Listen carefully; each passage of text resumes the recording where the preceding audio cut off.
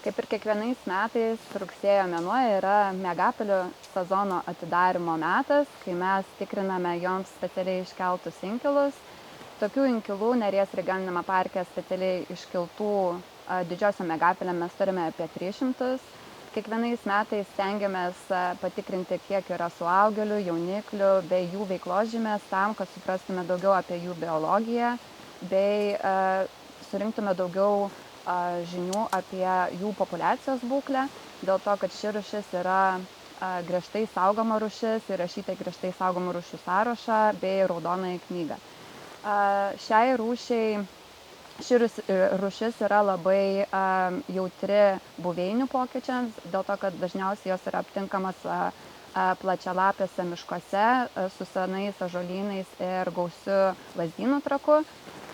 Iškirtus tokius miškus automatiškai didžiosios miegapelės praranda natūralias buveines, slėptuves, dėl to, kad dažniausiai slepiasi būtent senų medžių drevėse. Didžiosios miegapelės vadinamos miegapelėm ne veltui, dėl to, kad didžiąją savo gyvenimo dalį jos praleidžia miegodamos. Visų patikrintų šiemet inkilų mes radome 12 suaugėlių ir 19 jauniklių. Mes manome, kad šie metai nėra labai ypatingai sėkmingi miegapelėm, dėl to, kad šie metai nėra labai derlingi lazdynų riešutais bei gilėmis. Dėl to populiacija iš tikrųjų yra ženkliai mažesnė negu palyginus su praeitais metais.